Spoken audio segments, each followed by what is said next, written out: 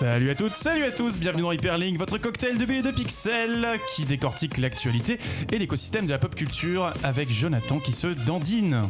Monsieur, dame, bonjour à toutes et à tous. Ça va? Très bien, très bien. Non mais moi, tu vois, je vois des bons films, donc je suis content. Ah, on reviendra sur le bon film que tu as vu cette semaine. Dis-toi, comment ça va? Moi ça va très bien, j'ai passé une émission incroyable juste avant, donc je vais très bien. Tu recevais qui dans le Before du coup? On était avec Luffy, du coup, joueur professionnel de Street Fighter V, qui est meilleur joueur français et dans le top 3 européen. Voilà, donc quelqu'un d'éminemment recommandable et voilà, très gentil, très sympa. Je vous le recommande. Et on a une tête qu'on a déjà vu passer dans l'émission pour un numéro sur la parodie l'année dernière et sur la dérision, le second degré, etc. Donc tout juste un an, je crois. Tout juste un an, un petit peu moins. On t'invite tous les ans. Donc après c'est trop souvent. Et donc Stéphane, comment vas-tu? Eh ben écoute, très bien Karel, bonsoir à tous, bonsoir, enfin bonjour, j'ai pas l'habitude parce que tu sais avec les 17h c'est entre chien et loup effectivement. Voilà. Mais bref, et je suis content parce que grâce à vous je sais quoi faire de mon dimanche, donc merci beaucoup. Très bien. Donc on rappelle que tu es chroniqueur cinéma dans les As du placard. C'est ça, ouais. Où tu donnes ton avis sur tous les films. Oui, alors... pertinent, sauf Spider-Verse du coup. Oui. Bon, désolé, je sais que je vais m'attirer des foudres si je le... Bon voilà, mais c'est bien de le rappeler. C'est bien de le rappeler que je suis celui qui n'aime pas, je suis un des seuls à ne pas aimer Spider-Verse. Je te fais du hate... C'était toi? Non mais c'était moi, voilà. Ça te fait du hate watching. Prends les clics, c'est une astuce. Voilà. Moi je serais ravi d'en savoir plus. Non mais voilà, donc effectivement un débat enflammé qui s'annonce en dehors du plateau. Mais pour l'heure en plateau, on va parler cette semaine, vous avez cru voir ça passer sur Twitter, des adaptations en live de mangas et animés qu'on chérit ou pas, dont on chérit les adaptations ou pas. On va partir d'Hollywood, on va essayer de passer un petit peu partout, que ce soit au Japon, en Corée et même en France, vu que l'actualité le justifie, avec Nicky Larson. Tout ça, ce sera le grand débat tout à l'heure en compagnie d'un autre guest mystérieux qui va nous rejoindre pour les critiques. En allemand. Les critiques qui sont donc cette semaine Alita Battle Angel. Tout à fait. Jonathan, donc tu as l'air d'avoir relativement apprécié. On reviendra sur ça plus en détail tout à l'heure. Et toi, Titouan, tu as joué à... Je sais plus. À Jump Force, très bien. Bon, on a donc une programmation fondamentalement otaku cette semaine. Stéphane, pas trop dépaysé, tout va bien? Au taquet. Mais qui est bon. C'est parti pour les news. Et on commence avec Activision Blizzard qui fait des profits records et qui licencie à tour de bras. Quelle surprise. Publication de son bilan annuel. La boîte a donc affiché 7,5 milliards de dollars de chiffre d'affaires, 2 milliards de bénéfices opérationnels, 1,8 milliard de bénéfices nets. Cependant, en cette fin d'année fiscale, il y a eu le divorce avec Bungie qui suppose de laisser partir un certain nombre de personnes, mais également pas mal de studios qui étaient là en soutien pour Destiny 2, qui était la licence de Bungie, et dont on n'a plus besoin. Donc il faut s'en séparer. Donc Activision Blizzard a annoncé le licenciement de 8% de ses effectifs, ce qui représente à peu près 800 personnes, dont une centaine en France, si je dis pas de bêtises. La volonté d'Activision Blizzard, c'est de recentrer son activité sur quelques licences à faire fructifier énormément. On rappelle que le modèle, c'est maintenant les microtransactions sur le long terme sur quelques jeux qu'on alimente en contenu et non plus une profusion de jeux dont on alimente la Fnac tous les ans. Et où est-ce que j'allais avec ça? Oui, et donc concentrer l'activité sur quelques licences, dont peut-être du côté de Blizzard un certain Diablo 4 qui traîne un petit peu de la patte au niveau du développement, et un Call of Duty qui a été annoncé pour 2019. Voilà. As usual.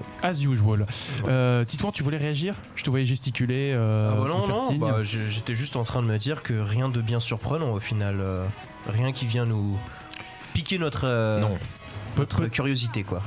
Peut-être Diablo 4 qui va peut-être enfin accélérer, sachant que c'est des licenciements pour remplacer derrière. Après faut voir parce qu'ils ont été à cause de l'annonce de Diablo Mobile, ils ont été un petit peu obligés on va dire de faire ce Diablo 4 et voir s'il sera pas précipité comme le sont à peu près 90% des jeux qui sortent actuellement. Donc je suis pas très chaud. J'aimerais bien qu'ils prennent le temps pour le faire. Ouais, ils ont l'air de vraiment prendre le temps. C'est bien, il faut. Ouais. C'est ce que demande un bon jeu. Et c'est ce que demandent les fans quand ils payent un ticket pour aller à la BlizzCon. Lol, je déconne. Autre news peu réjouissante cette semaine, Platinum Games, décidément, qui se sépare de Yusuke Hashimoto, qui est un des pères fondateurs du studio. On rappelle, il était lead designer chez Capcom, notamment sur Resident Evil 4, producteur sur Bayonetta 1 et réalisateur de Bayonetta 2. L'intéressé a annoncé son départ sur Twitter en officialisant le fait que ça remonte quand même à janvier dernier, donc rien de lié de près ou de loin à l'annonce de l'éviction de Platinum du projet aidez-moi l'action RPG de la semaine dernière là, Grand Blue Fantasy, voilà, rien de relié à ça, heureusement. Donc ça n'aura pas d'impact a priori sur Bayonetta 3 dont on ne connaît toujours pas le directeur, étant donné que Bill Trinen, donc directeur marketing de Nintendo of America, a annoncé récemment dans un podcast Nintendo Power que Bayonetta 3 devrait sortir plus tôt que prévu, donc peut-être cette année. Et que dans le Nintendo Direct ils disent qu'ils vont annoncer des choses et montrer des choses très bientôt. Tu me donnes cette transition comme ça, cadeau, il me vole la transition, du coup tu gardes la parole pour nous parler du Nintendo Direct. Si vous n'aviez pas envie de rebondir sur le sort de Platinum Games actuel, très bien. Le Nintendo Direct, c'est parti pour ton tunnel Jonathan, parce qu'il y avait beaucoup de news cette semaine. C'est ça, et surtout que le Nintendo Direct a été assez fourni, donc je m'excuse par avance de ne pas pouvoir tout vous dire. Surtout que déjà du côté de Square Enix, il y a énormément de choses entre les FF qui sont sortis et les Dragon Quest qui ont sorti, notamment Dragon Quest 11 Definitive Edition sur Switch qui va sortir donc dans l'été. Un nouveau action RPG de Tokyo RPG Factory, donc ceux qui avaient fait I Am Setsuna et Lost Sphere, voilà, c'est ça, donc un Oninaki. Et alors on va Onikaki, pardon, c'est vrai. C'est moi qui bien écrit. Alors un Super Mario Maker 2 pour ceux qui voudraient prolonger l'expérience qu'il y avait sur Wii U, ce qui était quand même pas mal. En tout cas, ça avait été assez unanimement applaudi. Et donc pour les annonces plus longues, alors déjà, est-ce qu'il y a beaucoup de surpris, le Tetris 99, là le Tetris Battle Royale qui a l'air déjà de. C'était une bombe sur Twitter. Voilà, ça a été extraordinaire. Ça a l'air d'être vraiment génial. Même pour moi qui suis pas fan, j'aimerais bien ne serait-ce que tester. En un peu plus gros, Fire Emblem Three Houses, donc le prochain Fire Emblem sur Switch, qui a l'air de partir à la sauce Valkyria Chronicles. Donc à voir. Je connais quelqu'un qui est plutôt mitigé. Disons que ça fait bizarre de voir Fire Emblem essayer de suivre Atlus et Sega et tout ce. Enfin, Fire Emblem qui devient une licence suiveuse, ça fait assez bizarre. Mais ils nous ont rarement déçus quand même. Ça va. Non mais moi c'est une licence que j'adore, mais c'est la première fois que j'ai pas envie de jouer à Fire Emblem, quoi. Ah, moi pourtant si. Moi ça, effectivement ça change, mais j'aime le changement. Voilà, le changement c'est maintenant. Surtout que c'est un Fire Emblem sur console de salon, mine de rien. Les récents c'est surtout c'est sur. Ils en avaient déjà sorti un sur Switch, le Warriors, mais qui était en. Oui voilà, c'est un mousseau quoi. Voilà, c'était un mousseau effectivement. Donc là c'est vrai que ça va changer un petit peu. Donc Astral Chain, le prochain Platinum Game justement, d'ailleurs, qui est prévu pour le 30 août. Collaboration de dingue entre Masakazu Katsura, donc designer de Z-Man, enfin auteur de Z-Man et de Video Girl Eye, et Hideki Kamiya en superviseur. Hideki Kamiya, Resident Evil 2, Kirker évidemment. Donc là on en saura probablement plus, soit à l'E3 soit un petit peu avant. Et donc du coup l'annonce que nous n'avions pas attendue, qui nous a tous surpris, Link's Awakening version Switch, version Chibi pour 2019. Alors personnellement moi j'avais adoré Link's Awakening à l'époque sur Game Boy, donc je ne peux qu'être impatient de voir ce qu'ils vont faire en plus, parce que si c'est pour avoir encore un deuxième Secret of Mana, je sais pas si je pourrais supporter. Je sais pas, je pourrais pas. Oui. Je pourrais pas. Moi ce qui a l'air de faire jaser pas mal de gens, c'est le style graphique. Il est moche, il faut le dire. Ah, tu trouves moche ça? Ouais. Je suis assez d'accord. Moi ce qui me gêne, c'est la tête des personnages en fait, le faciès qui. Le côté par exemple, en bois. En fait, ça m'a fait très penser à ceux qu'ils avaient fait sur DS, mais que je trouvais très beau. Et en fait, ils ont beaucoup trop aseptisé, on va dire, les. Simplifié même. Ouais, voilà, c'est ça. Parce que effectivement sur DS ça passe, mais pas forcément sur Switch. T'as pu suivre toi Stéphane le direct ou pas un petit peu. Le direct. Le Nintendo Direct. Toutes les annonces de Nintendo cette semaine. Mais j'imagine que les sagas principales, les franchises que l'on connaît vont avoir leur suite comme tous les ans. Voilà, t'étais pas un grand gamer. C'était l'expert c'est l'expert à parler. Merci Stéphane, retour au direct. Des nouveaux Metroid, voilà. Ah non, alors Metroid on sait pas. Non, des nouveaux Pikmin. Mauvaise pioche ratée. Par contre, pour les fans de JRPG, c'est vrai qu'il y a des nouveaux Rune Factory de prévus, et là pour le coup, JRPG parlant, il y avait déjà beaucoup de choses sur la PS4, la Switch est vraiment en train de s'imposer, plus avec les FF, etc. Effectivement. Une news cinéma, Jonathan. Et oui, parce qu'on a des informations sur l'adaptation live de Your Name. Tiens donc, ça reste au sujet de la semaine. semaine. Et ben alors en l'occurrence, c'est le site Deadline qui nous apprend que la réalisation sera confiée à Mark Webb, donc qui avait fait les Amazing Spider-Man et le film 500 jours ensemble. D'ailleurs, c'est pour ce dernier film qu'il aurait été choisi. Ça. Voilà. Alors avec Eric. Alors, et c'est erreur, j'arrive pas trop à le dire. Au scénario, donc le scénariste de Premier Contact et de Bird Box récemment, si je ne me trompe pas. D'accord. Donc quelqu'un quand même avec un peu de bouteille. Et Premier Contact, on voit bien l'affiliation effectivement. Voilà. Et alors là, on a aussi donc c'est Bad Robot qui se charge de ça avec donc J.J. Abrams en producteur derrière. La Toho et Paramount qui vont distribuer donc au Japon et dans le monde entier. Et alors on a 2-3 informations sur le scénario, donc ça se passera en Amérique. Mais ce sera avec donc une jeune amérindienne donc qui vit dans un cadre rural et d'un autre côté un jeune garçon qui vit à Chicago. Donc pour rester un peu dans la dualité urbain-rural qu'il y avait dans l'original. Chaud-froid aussi. Chaud-froid, ça dépend où tu te situes effectivement. Chicago, il caille un petit peu. Ouais. Pour le coup, il caille. Donc voilà. Chauffe en écoutant de la house, c'est bien. Ce sont les informations qu'on a, pas plus. Donc on suppose qu'on est vraiment au tout début de la pré-prod. Donc ça devrait pas arriver avant 2022, je pense. Et encore, c'est optimiste. À suivre de près, on reviendra plus en détail sur nos attentes autour de ce projet dans ce débat, si vous le voulez bien.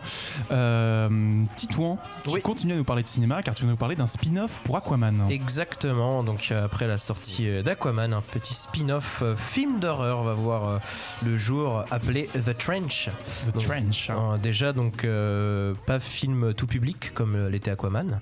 Noah Gardner et Aidan Fitzgerald seront au script, et James Wan et Peter Safran seront à la production. La production, pas la réalisation. Pas la réalisation, effectivement, donc qui avait déjà produit Aquaman, il me semble.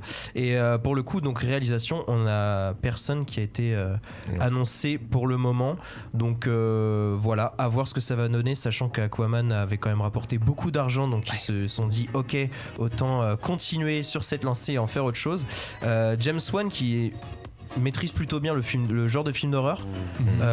Donc franchement, moi j'ai plutôt hâte en fait de voir ce qu'ils vont en faire, sachant que du coup ça se passera exactement dans le même univers qu'Aquaman. Et là tu vas te retrouver avec le crossover imprévu entre La Forme de l'eau et Piranha 3D et tu vas rien comprendre.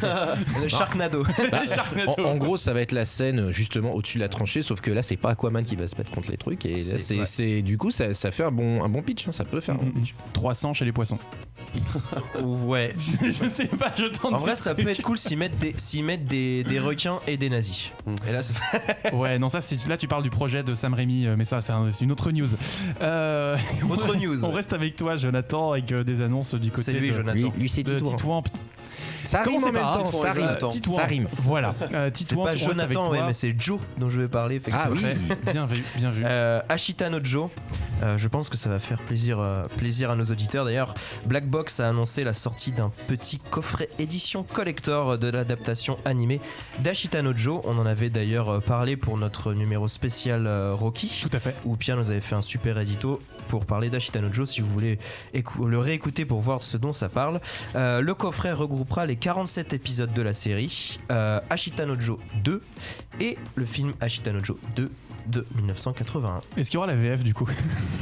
Bah écoute, je suis pas sûr qu'ils refassssent des VF, donc si on n'avait pas de VF, non, effectivement, qui commencent par régler leur bail avec les Steve Conan et on verra pour acheter notre jeu après.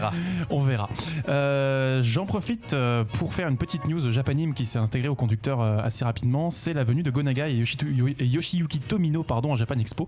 Je vois pas pourquoi je l'avais pas mis sur le conducteur celle-là, mais c'est quand même assez important. Ça veut dire que pour les 20 ans du premier salon otaku de France et d'Europe, on va avoir les deux plus grands créateurs de mecha présents à cette occasion. Il y aura sans doute des conférences, des dédicaces, des masterclass, des tas de choses intéressantes. Qui sait, peut-être donneront-ils des interviews. Restez avec nous. Et on termine ce point news avec des réactions à des trailers de la semaine, notamment le premier, une adaptation live, pas d'un manga, mais d'un classique Disney, à savoir Aladdin. Je te vois sourire, Stéphane. Oui, pour changer, les Disney en live action. Alors, Will Smith en stand de Jojo, ça t'inspire?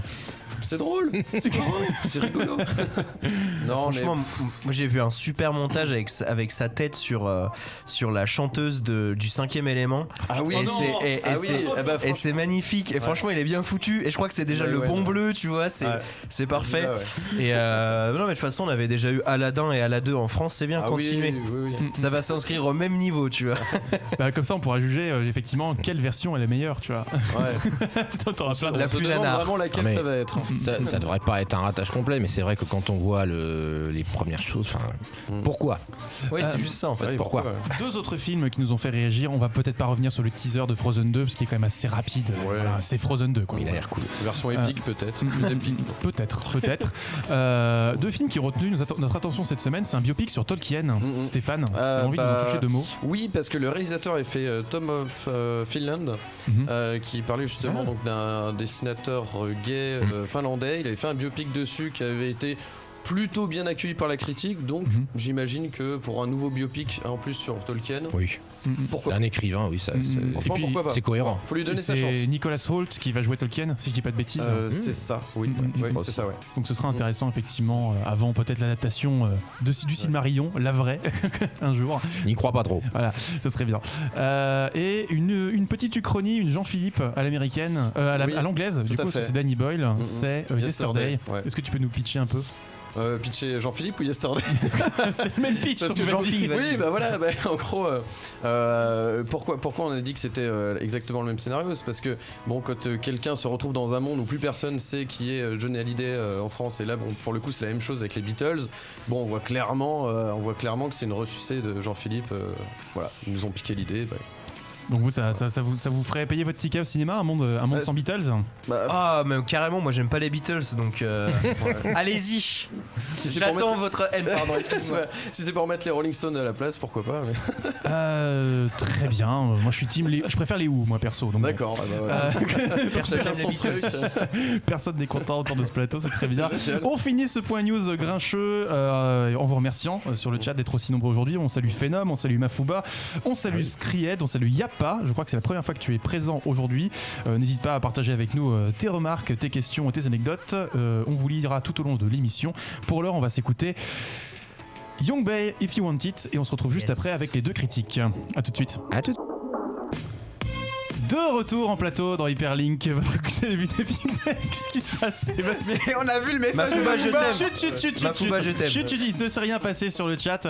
On a du coup une nouvelle tête en plateau, un invité mystère, c'est Sébastien. Salut, c'est Un moi. revenant, voilà. Carte Résurrection de monstre, comment ça va? Bah écoute, ça va, je reviens tout juste de la Berlinale, c'était sympa. Voilà. Très bien, tu es donc le plus berlinois de toute la team. Voilà, c'est ça. Tu écoutes de la minimale. C'est une belle Allemagne, n'est-ce pas? Tu bois du Je bois du club maté. Oh non, oui, oh non, club maté, oh j'en peux plus, là, c'est bon. Ce qu'il y a, c'est qu'il le coupait à la vodka aussi, le club maté. Très bien. Alors pendant la pause, on a la débauche Benjamin qui m'a tapé sur les doigts et m'a dit qu'apparemment il faut parler de contrefactuel et pas d'uchronie quand on vit dans un monde où il n'y a pas de Jean-Philippe Smet ou de John Lennon. Voilà, maintenant vous le savez. À explorer. Pardon? À explorer. Bon, on salue Thunder Geek évidemment qui nous a rejoint sur le chat et on l'embrasse où qu'il soit, peut-être on a tour TF1, je ne sais pas. Oui. Les amis, on est parti, l'heure tourne, c'est l'heure des critiques avec Jonathan qui va nous parler de Alita, mais avant, Titouan qui va nous parler de Jump Force. Et oui, c'est toi qui commence. Je suis obligé. Mais c'est de la merde. Et c'est de circonstance, Titouan, que tu vas nous parler de Jump Force. Voilà, grand jeu Bandai Namco, grand crossover de toutes les licences du grand magazine qui a bercé notre enfance et notre amour du manga. Qu'en est-il? Eh ben, déjà, merci d'avoir expliqué ce que c'était. Cette semaine, nous avons eu l'honneur d'avoir Le lapsus de Jump Force. Comme son... Non, en vrai, je l'ai écrit, regarde. Hein, c'est pas... Ah, ok. C'était trop bien. J'y ai cru. Comme son nom l'indique, le jeu met en scène des héros de la licence Jump dans un univers croisé. Et bien sûr, c'est un jeu de combat. Des jeux de ce style, on a déjà eu moult avant. Et malheureusement, ça n'a jamais été une grande réussite. Ici, les héros de Jump doivent combattre contre le méchant Jump, allié au venin, c'est le nom des méchants, des humains corrompus par des cubes. Voilà, c'est le pitch. Les cubes Umbras permettent de devenir, à ceux qui en ont la volonté, des héros pourvus de pouvoir, comme les héros Jump, sauf que si t'es méchant, et bah tu seras un méchant Jump. Mais du coup, qu'est-ce qu'on a de vraiment innovant dans Jump Force ? Alors on peut déjà commencer par parler des différents modes de jeu. Ici, pas de menu principal. On a un hub central à la DB Fighters, par exemple, comme on a pu avoir récemment, en beaucoup plus grand par contre, en 4 fois plus grand, où il vous sera possible de choisir votre faction et ensuite des missions et bien sûr les modes de jeu plus classiques. Le jeu se déroule dans un style à la Naruto Ultimate Ninja. On choisit d'abord sa faction, c'est soit Alpha, Beta ou Gamma, donc c'est soit Sangoku, soit Naruto ou soit Luffy. Et ensuite des missions nous seront attribuées. Plusieurs types de missions sont disponibles. Les missions principales, secondaires, les missions clés et les tutoriels. Les missions de base n'offrant que de faibles récompenses, donc au final on les fait pas. Le jeu propose aussi bien sûr le mode combat hors ligne ou le mode en ligne et des boutiques de personnalisation, que ce soit esthétique ou technique. On peut choisir si son personnage par exemple fera un Kamehameha ou utilisera les arcanes du Hokuto pour attaquer, du Hokuto de cuisine. En parlant du combat en ligne, ils sont plutôt fluides avec zéro latence, ce qui est assez surprenant, et très peu de rage quit au final, puisque les matchs vont plutôt vite. Ils peuvent être chargés en fond pendant un match d'entraînement, ce qui des fois pêche dans certains jeux et qui fait plaisir ici. Mais les chargements de menus sont tellement longs que cela équivaut à chercher le match en soi. Alors, tu parles de chercher des matchs, mais les matchs, il faut quand même les livrer. Du coup, j'imagine que le gameplay a une bonne patate, ou comment ça se passe ? Bonne patate, oui. Le gameplay est plutôt simple. Ce sont des combats en 3D en arène fermée à la Naruto Ultimate Ninja Storm ou les Dragon Ball Z Tenkaichi, comme on avait pu avoir les derniers. Le jeu se base sur des combos faciles d'utilisation à une touche et un mélange de combos grâce à la touche de super coup plus une autre touche correspondant à un coup spécifique. On aura par exemple R2 plus carré qui sera notre super de niveau 1 qui consommera une barre, donc qui sera par exemple un Kamehameha, R2 plus triangle qui sera un autre coup, R2 plus rond qui sera encore un autre coup et R2 plus croix qui sera en fait le super coup final. Plusieurs types de coups sont disponibles, les attaques faibles, fortes, les prises qui sont des imbloquables, les sauts qui permettent aussi de faire des petites esquives latérales, une touche pour se protéger rapidement et une touche pour aller rapidement vers l'adversaire et qui sert aussi de récupération et qui utilise une barre de super, donc il faudra utiliser ça bien comme il faut.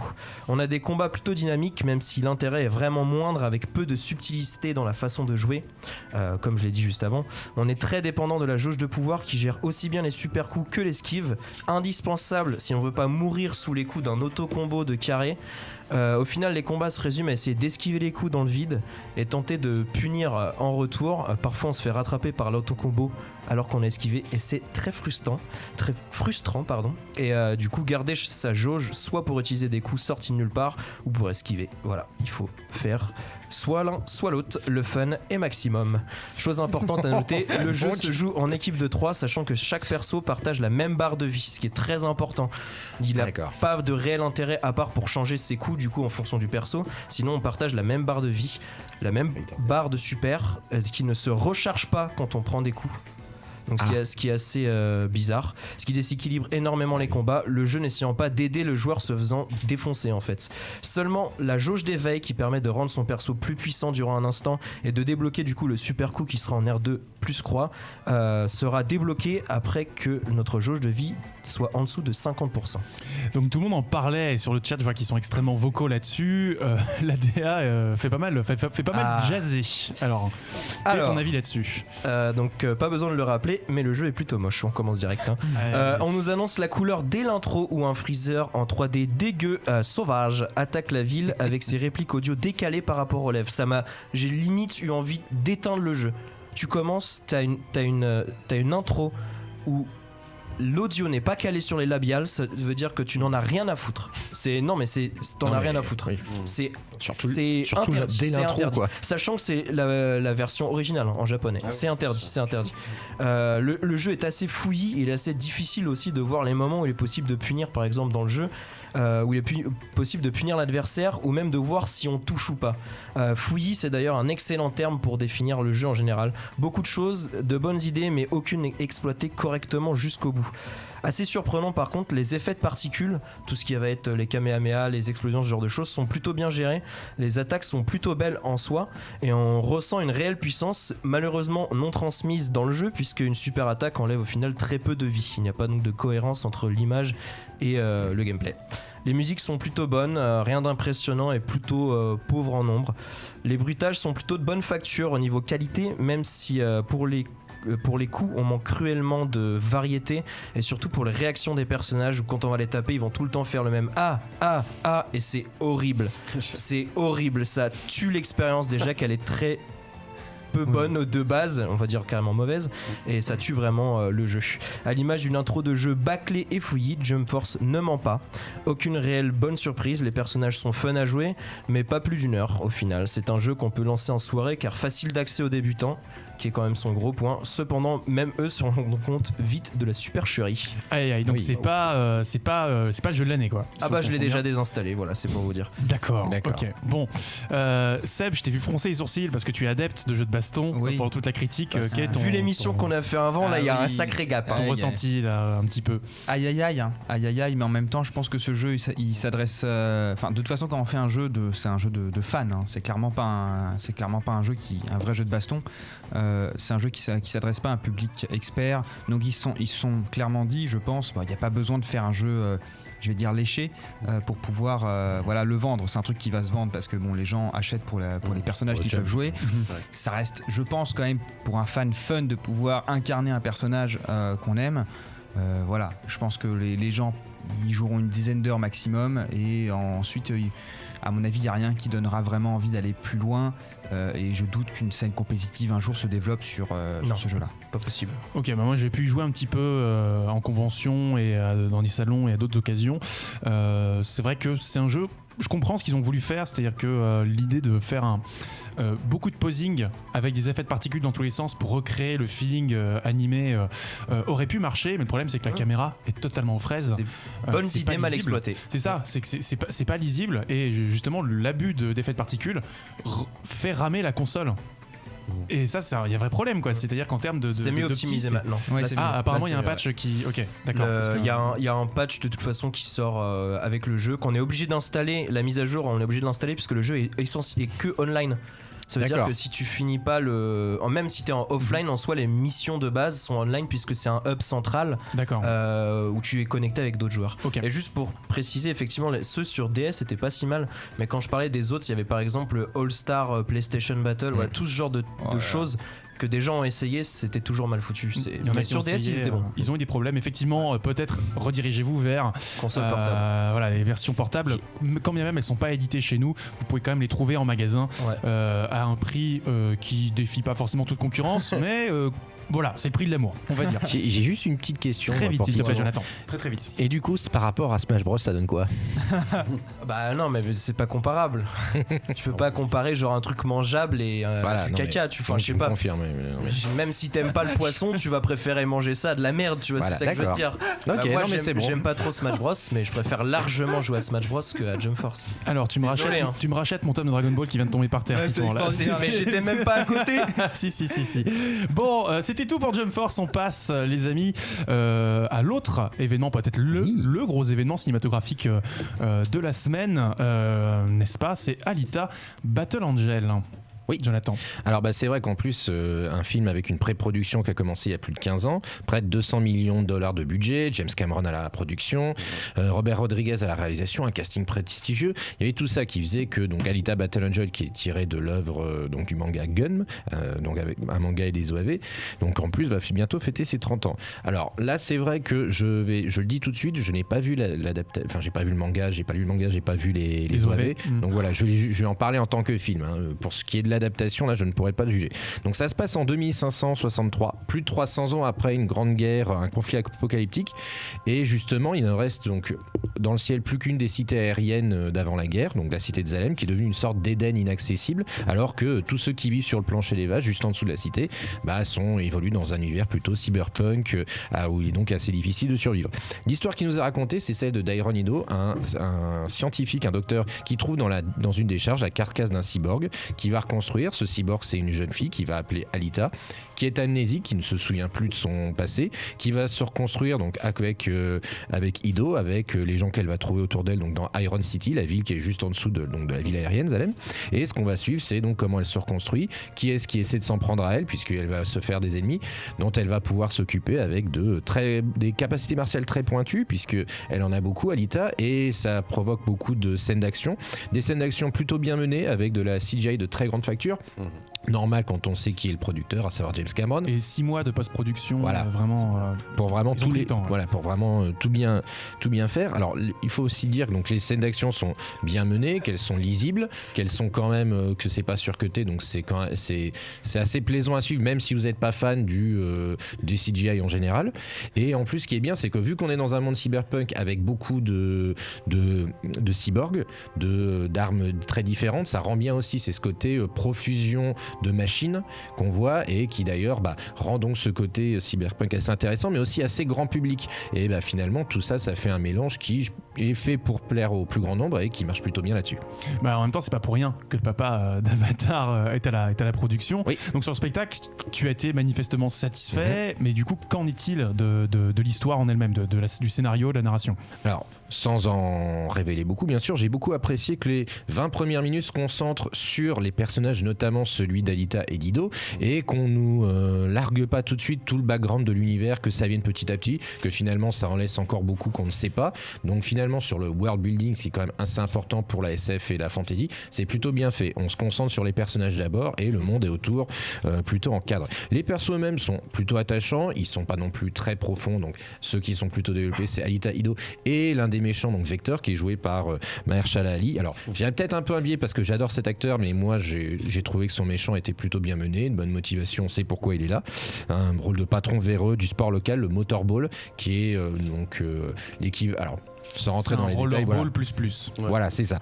Donc voilà, j'ai un crush à suivre sur cet acteur, donc je peux pas trop dire. Après, le reste du casting est fonctionnel, ça marche plutôt bien là-dessus. Donc comme je disais, on a le droit à des moments attachants et tendres, mais ça a tendance à diminuer au fur et à mesure qu'on arrive sur la deuxième partie du métrage, qui est lui beaucoup plus orienté action et avec parfois ce qui m'a un petit peu gêné, des moments un peu mièvres qui contrastent avec la volonté de réalisme du film, parce que finalement on a quelque chose qui essaie de rendre un monde cyberpunk crédible. Alors on peut pinailler sur le fait qu'effectivement c'est un monde cyberpunk où tu peux acheter du chocolat au bout de la rue, mais voilà, ça reste quand même assez... C'est pas très punk. Un peu quand même, parce qu'on voit le fameux bar des chasseurs de primes qui est quand même bien rendu, et en fait toute cette imagerie du cyborg qu'on voit, et on voit quand même le coup que ça peut avoir de perdre son corps, c'est un petit peu évoqué, ça l'est pas totalement non plus, parce que finalement comme c'est quelque chose de spectaculaire, de grand public, on veut pas perdre trop de temps sur les thèmes, on se concentre plutôt sur le divertissement, mais ça fait quand même du bien de voir des blockbusters en 2019 qui parient sur du cyberpunk. Donc du coup c'est quand même pas un divertissement bas de plafond. Non, c'est plutôt un film bien ficelé, bien exécuté, ça manque un peu de fond une fois qu'on va un peu plus loin que le vernis du blockbuster. C'est efficace et bien mené, d'autant que Rosa Salazar, donc, qui joue Alita, elle essaie vraiment au maximum de transmettre des choses autrement que par des mots, notamment au tout début du film. Il y a quand même pas mal de silence dès le départ et on sent ce qu'elle ressent bien, et ensuite on est plutôt bien porté par l'histoire. Les yeux animés, alors ça en dérangera peut-être certains. Moi personnellement j'ai senti l'Uncanny Valley au début, après j'ai plus fait attention. Là, après chacun sa subjectivité. Ils ont quand même fait en sorte que ça se rende plutôt bien. Voilà, si vous espérez la réflexion à Ghost in the Shell, vous serez probablement déçu. Si vous espérez un bon divertissement, vous aurez ce que vous voudrez. Du coup, en ce qui me concerne, le film a rempli sa fonction. J'ai envie d'en savoir plus sur l'univers de Gunn que je ne connais pas. Donc c'est quand même quelque chose, je pense, qui était prévu à la base. Pour moi, le film mérite la suite qu'il pourrait avoir, en tout cas de ne pas montrer que ce qu'il a montré là. Et c'est un bon film d'action et divertissement. Et surtout, moi, ce qui me fait plaisir, on en parlera lors du débat, c'est que ça a été fait sérieusement par des gens et on voit pour qui ça tenait à cœur de faire quelque chose de crédible et qui plaise aux gens qui le voient. Et mine de rien, c'est une bonne nouvelle pour les adaptations de manga, mais aussi pour les adaptations de science-fiction en général. Et le fait que ça réunisse les deux ensemble, pour moi, c'est une très bonne nouvelle. Bonne nouvelle, très bien, très bien. Toi Stéphane, tu l'avais vu Alita? Oui, et ben je suis entièrement d'accord avec Jonathan. J'adore ça. Franchement, la critique est nickel. Rien à dire. J'ai du film du coup. Alors, Oui, c'est ça. Non, mais je suis en fait. Écoutez, je suis en tout à début fait de deuxième d'accord partie, avec, voilà un avec petit lui. égard. Mais non, mais c'est là où il a entièrement raison, c'est que c'est une très très bonne nouvelle pour les blockbusters actuels. C'est-à-dire qu'on a tendance dans les blockbusters, même de science-fiction ou des films d'action, à mettre des scènes d'action. Mais pour mettre des scènes d'action, Oui, hors décorréler des Alita, enjeux. Ouais. Voilà, exactement. Là, la première scène d'action d'Alita, voilà, ça te marque. Pourquoi ? Parce que c'est là qu'elle prend connaissance qu'il y a peut-être un passé. Elle commence à comprendre qu'il s'est passé quelque chose dans une vie antérieure. Et à ce moment-là, elle est en train de battre quelqu'un et c'est au ralenti et tout. Et voilà, c'est très stylisé. Et effectivement, ça donne énormément envie du coup de découvrir le manga quand on est profane, néophyte. C'est ça. Voilà, c'est un vrai bonheur. Et voilà, et que ce soit notre cam ou pas, ce genre de film, je pense qu'on rentre assez facilement dans l'univers. C'est-à-dire qu'il faut lui donner sa chance. Et une fois qu'on est dedans, c'est un pur bonheur. Toi Sébastien, t'as peut-être pas vu, mais quel regard tu portes sur ce projet? Oula. Je parle du projet, je parle pas du film vu que tu l'as pas vu. Je peux pas parler du film, c'est bien de le rappeler, mais clairement très vite. l'univers l'univers de Gun est immense. C'est une grande série. Je parle vraiment de la première partie parce qu'après il y a eu d'autres séries, Last Order, etc. mais je parle vraiment en tout cas de la première série de manga, et ça vaut clairement le détour en termes de narration, de lore entre guillemets, même si j'aime pas trop ce mot, mais De diégèse. du diégèse, peut-être. ouais. Mais je reste toujours sur mes gardes parce que le manga raconte plus quand même que le simple personnage. Il y a d'autres enjeux qui sont extrêmement profonds, et de toute façon je ne m'attends pas à ce qu'il soit retranscrit dans le film, parce que clairement de toute façon, ces enjeux-là en fait apparaissent vers la fin du manga, donc ça va être compliqué mais il y a quand même quelque chose à faire, parce que voilà, il y a des choses visuellement qui ont un impact très fort et qui serait intéressant de voir. Je pense pas que ça va être un film extraordinaire, mais je pense que ça sera un bon film à voir. Jonathan, le mot de la fin et après on attaque le débat. Je vais très vite. Alors, c'est aseptisé dans le sens où il n'y a pas de violence envers des êtres organiques. Par contre, les cyborgs prennent vachement cher. C'est vrai que sur le chat il y a beaucoup de remarques sur l'absence de sang effectivement, Voilà. et le fait d'avoir voulu faire un film accessible à peu près PG-13, C'est ça. accessible pour tout public. Oh, il est PG-13 quand t'as un F-word dans le film, c'est que c'est PG-13. Effectivement, le F-word qui n'a pas été prononcé sur cette critique cette semaine. J'étais pas loin, moi je peux le dire. Bon, les amis, il est 17h44. On va s'écouter assez rapidement Swan Song de Dua Lipa, qui est une chanson générique de fin. Oui, de Alita, c'est le générique de fin, tout à fait. Et on se retrouve juste après. De retour dans Hyperlink, votre cocktail de bulles et de pixels avec une personne qui manque et qui court et qui plaque. Et oui, c'est l'essai, bravo. Ça, c'est Voilà. une- Il est rentré Il est rentré. dans la pièce. Voilà. Ok, en plateau. Donc Titouan, tu as apprécié cette pause musicale? Non. Très bien. Désolé, non, j'ai un petit Bon, problème les avec ce amis, genre de c'est musique. parti pour le grand débat.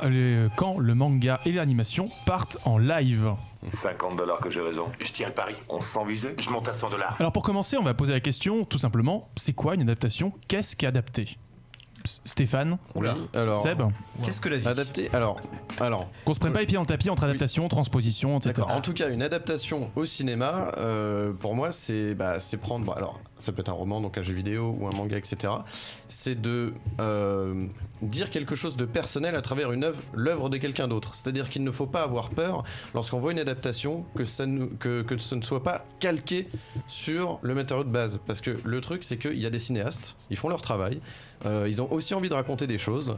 Donc quand certains prennent le parti pris justement de montrer, de prendre un élément pour montrer autre chose, comme par exemple, je sais pas, moi je prends l'exemple de Shining, bon bah voilà, excellent film, mais qui suit pas exactement le livre, donc il y a d'autres exemples comme ça, enfin beaucoup d'œuvres de Stephen King. Ready Player One même récemment, par Ready exemple, Player qui ne suit One. pas fondamentalement le bouquin sur son propos. Bah voilà, et il y en a plein d'autres. Donc après, il y a aussi des œuvres qu'on dit inadaptables et qui pourtant ont donné des choses en tout cas plutôt bonnes. On disait que Boris Vian était inadaptable et Michel Gondry, même si c'est pas un chef-d'œuvre, a réussi à mettre en image le délire de Vian, ce qui était déjà très compliqué quand même. Ce qui rend le film pas très fluide, mais qui permet quand même de montrer que c'est possible de le faire. Voilà. On disait Seigneur des Anneaux inadaptable. Et le Seigneur des Anneaux inadaptable, on voit quand même ce qu'a fait Peter Jackson. Donc c'est vrai que ça me fait penser, excuse-moi Sébastien, mais on en parlait tout à l'heure, le reportage sur Dune,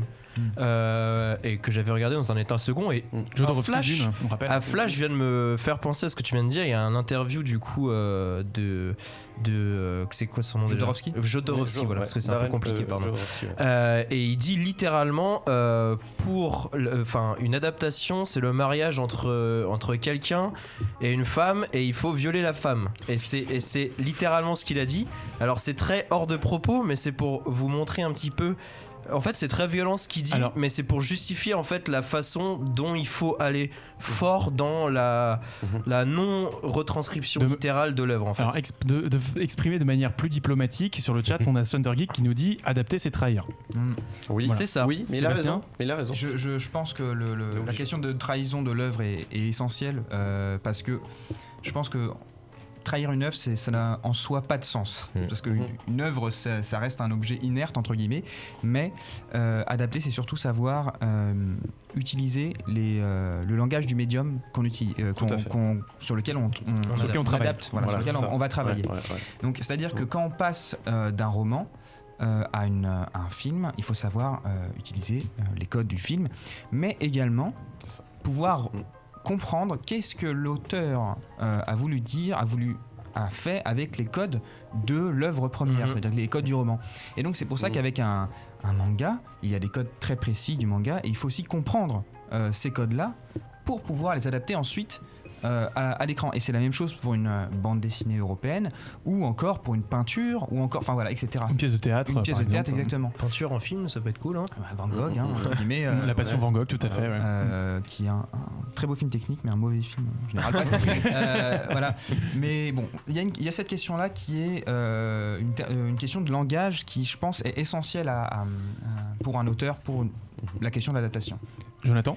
Et puis il faut savoir aussi qu'est-ce que tu cherches dans l'adaptation. Est-ce que tu cherches à adapter donc en gros l'esthétique? Est-ce que tu cherches des personnages? Est-ce que tu cherches une intrigue? Est-ce que tu cherches finalement des points précis de scénario, etc. Après, tout dépend lorsque tu le reprends en film ou en autre chose. Qu'est-ce que tu vas garder de tout ça, et qu'est-ce que c'est ce que tu disais. Qu'est-ce que toi tu incorpores de différent, de nouveau? Et après, c'est vrai que récemment, et quand on va parler des adaptations notamment de manga, beaucoup de gens se plaignent, des fois à raison, des fois à tort, que ça correspond pas au manga, ça correspond pas à l'œuvre originelle.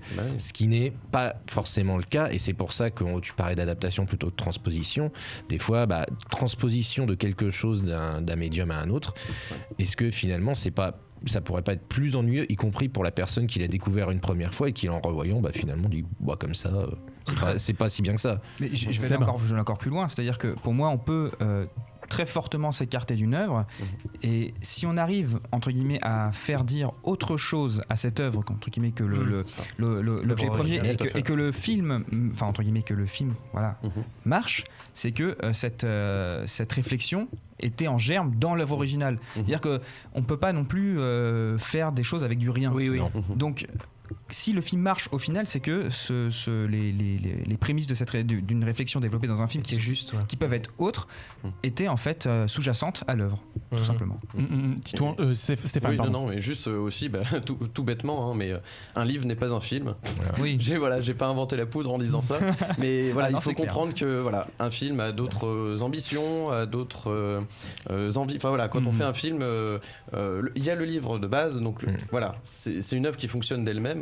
Donc après, évidemment, faire une autre œuvre derrière, c'est avoir envie de raconter quelque chose de personnel et un cinéasme, et ça. Alors maintenant, appliqué au sujet du jour, tout ce qu'on vient de dire, ça revient poser la question de pourquoi est-ce qu'on fait des films live à partir de matériaux qui sont dessinés ou animés, et qui, pour certains, sortent déjà au cinéma. On a parlé de Your Name tout à l'heure.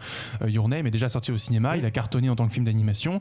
Pourquoi faire un film live? Est-ce que c'est parce que le film live est plus séduisant pour le public? Qu'est-ce qu'on vient chercher en faisant un remake live d'une œuvre animée ou dessinée? Moi, je pense que c'est tout simplement ou une adaptation. C'est tout simplement ce souci d'animer, en fait, qui est vu, on en parlait tout le temps, surtout avec Spider-Verse, qui est vu comme étant des choses pour les enfants par le grand public, et en fait, d'adapter ça en live avec des vrais acteurs, déjà va effacer ce premier, on va dire, mauvais stéréotype. Un a priori négatif qui pèse. Voilà, c'est cette espèce d'a priori. Et en fait, c'est vrai que c'est dommage parce que souvent, au final, ça n'a pas donné des très bonnes choses. Oui. Mais du coup, on perd après on a souvent perdu d'ailleurs le bon côté en fait des œuvres adaptées dans ces œuvres live. Mais je pense que dans un premier temps, ça part d'un bon sentiment qui est d'adapter une très bonne œuvre. Ouais. Et de l'ouvrir au grand public. Et de légitimer, peut-être aussi. Et de le légitimer aussi. Ouais. Je pense qu'il ne faut pas qu'on oublie la constante de l'industrie. Le cinéma est avant tout une industrie, et à partir de là, il y a la constante économique qui est qu'adapter une œuvre, ça permet. Alors, c'est pas plus facile, c'est pas ça que je veux dire, mais parce qu'il faut acquérir, ça veut dire que ça nécessite d'acquérir des droits. Donc déjà, avant d'avoir un scénariste, ça veut dire qu'il faut acquérir les droits de l'œuvre, et rien que ça, c'est un investissement. Ça peut être des investissements qui peuvent être sur plusieurs années, parce qu'on n'obtient pas facilement ces droits-là. Il faut savoir qu'il y a des négociations qui sont en cours depuis des dizaines d'années. Par exemple, HBO, c'est HBO qui a négocié Le Seigneur des Anneaux pour 1 milliard, par exemple. Oui, c'est ça. Surtout quand les gens qui ont fait ça vivent toujours. Exactement. Et donc, ce que je voulais dire par là, c'est que quand on a de tels investissements, il faut qu'on s'adapte à un marché, et ces œuvres entre guillemets s'inscrivent en fait de toute façon dans un marché. Et pour sortir entre guillemets du côté niché de l'animation, parce que l'animation reste, en tout cas l'animation pour adultes reste une niche même dans le monde, même si on réunit tous les fans d'animation comparés au blockbuster de Marvel, de DC. Disons, tu fais pas Japan Expo avec ça, quoi. Voilà, clairement. Il y a un moment où il y a des contraintes économiques, je veux dire, personne n'est fou et va dépenser des centaines de millions, voire des milliards pour développer quelque chose qui est beaucoup trop risqué. Donc il faut que ça rapporte assez large, voilà, sur les publics. Ouais. Donc ça veut dire qu'on s'adresse à un public qu'on connaît déjà, qu'on a identifié, et sur lequel on pense pouvoir rentabiliser l'investissement que tu viens de décrire. Mais du coup, pourquoi est-ce que les films live ont aussi mauvaise presse ? Parce que toutes les adaptations live de manga animés, de manière générale, n'ont pas forcément eu une réception mirobolante. On peut penser à des films ambitieux et honnêtes comme Speed Racer par exemple, ou des films plus cyniques comme Dragon Ball Evolution. À chaque fois, la réception est un peu...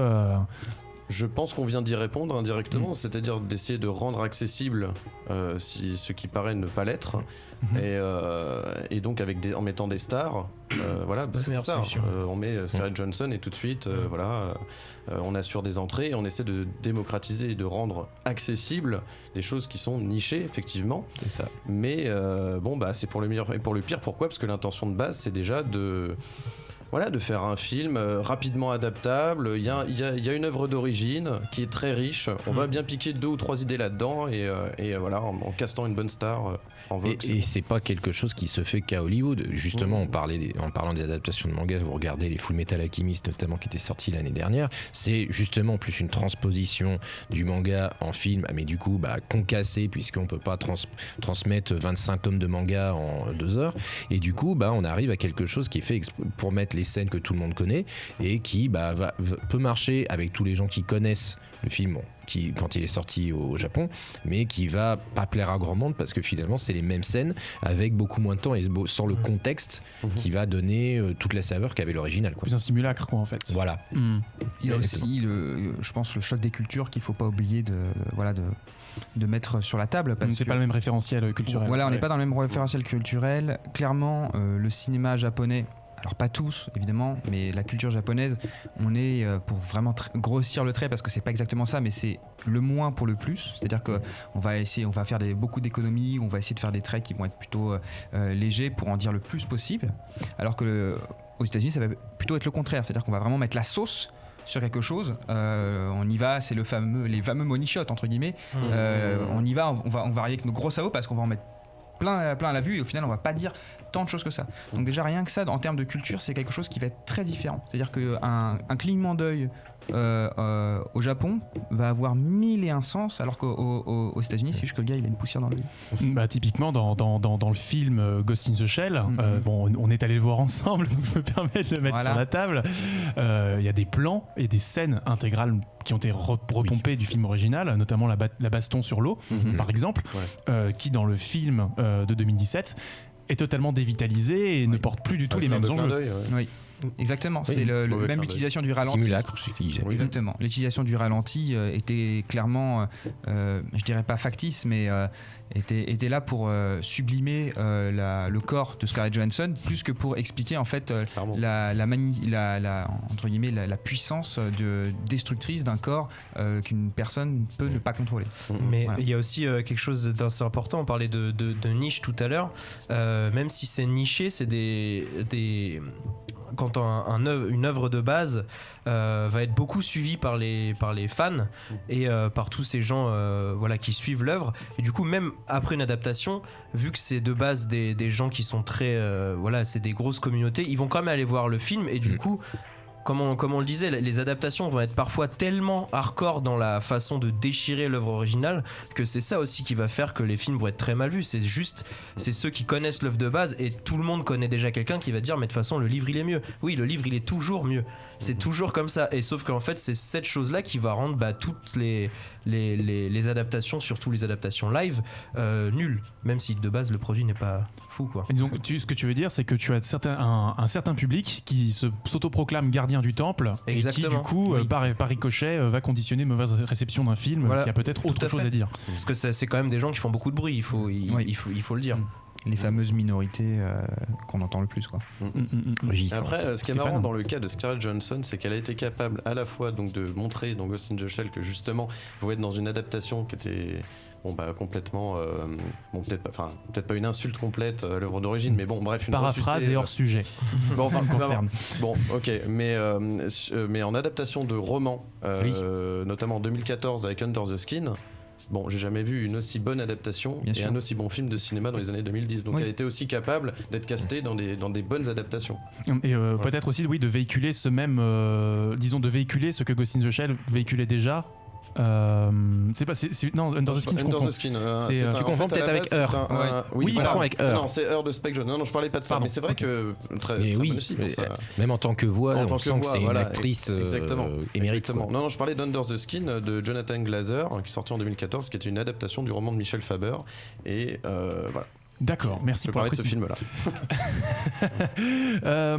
Du coup, on peut quand même, avant de refermer cette première partie de débat, poser la question quand même. Hollywood aujourd'hui s'intéresse de très très près à la culture japonaise, au manga, etc. On sort d'une décennie d'adaptation de tous les romans pour les jeunes. On a eu Labyrinthe, on a eu Harry Potter, Énormément tout de ça. young adultes. Énormément de young adultes.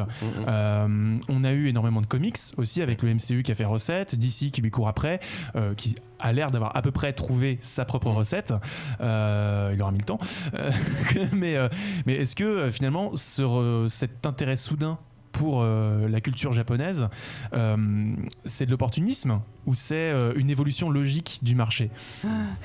Les Ouais, deux, mon c'est une très, caporal. très bonne question. Ouais, Ouais, j'ai je envie de pense dire ça. aussi. Les deux, parce qu'en fait, tu as effectivement l'évolution du marché dans le sens où, on en parlait un petit peu, justement, dans le cas d'Alita Battle Angel, c'est quelqu'un qui, James Cameron, à qui on a montré le manga en 1998-99, donc quelqu'un qui le connaît quand même depuis plus de 20 ans. C'est qui Del veut Toro le faire, qui voilà. est venu le voir en mode C'est ça. tiens, lis ça, c'est cool. Ce qui est quand même super. Donc des gens qui commencent qui connaissent ces œuvres-là, qui veulent les adapter. Et puis aussi, il y a effectivement le fait qu'avec tout ce qui s'est fait dans les 10 dernières années, il y a de la place pour les adaptations peut-être de BD en général, mais surtout on se rend compte qu'il y a il y a un public aussi pour ça. Tu penses Ouais. que le public est mûr et donc les producteurs vont enfin le chercher, quoi. Après, il y a un truc qu'on voit depuis plusieurs années, que ça prend de plus en plus d'ampleur, tout ce qui vient de l'Orient, que ce soit d'ailleurs Japon ou autre. On a des très bonnes productions coréennes et Chinoise voilà, maintenant. comme Old Boy, chinoise aussi, même de l'Indonésie. Ils ont sorti pas mal de très bons films. Et Ilang récemment, adaptation de Jinro. voilà. Voilà, au passage. Et du coup, Hollywood, ce qu'il faut savoir, c'est que le troisième plus gros producteur de films derrière le Nigeria et l'Inde. Et ils veulent garder ce monopole en fait de grosses productions. Et comme tu le disais avant, une adaptation, même si c'est compliqué à obtenir, c'est plus facile puisque tu pars pas de zéro. Tu pars d'un Bien sûr. produit qui existe déjà. Et avec du une coup- fanbase qui existe déjà. Et surtout c'est ça. Et du coup c'est plus, ils vont vouloir contrôler en fait ce marché en reprenant un truc en disant ok nous on le fait aussi mais à la sauce Hollywood et ça va forcément être bien parce que nous c'est Hollywood, c'est une solution de facilité et ça leur permet aussi de rester sur le devant du marché en reprenant des choses qui ont déjà bien marché et qui sont un peu sûr dans la réception au niveau de l'argent, tu vois. Du coup, est-ce que c'est une mine d'or dans laquelle on puise avec déférence, ou est-ce que c'est du pillage culturel? Je vais être très cynique, mais en fait, pour moi, de toute façon, il faut savoir qu'aujourd'hui, dans le marché cinématographique, on parle presque plus d'œuvres originales, on parle d'IP. Voilà, si vous voulez, de licence, propriété intellectuelle. Propriété intellectuelle. C'est-à-dire qu'on ne fonctionne plus, on ne réfléchit plus à des films, on réfléchit avant tout à une propriété intellectuelle. C'est-à-dire qu'on est sur le degré zéro de la création, hein, littéralement, je le dis, et les États-Unis sont les premiers à pousser le cinéma au fond du gouffre, entre guillemets, et à l'enterrer.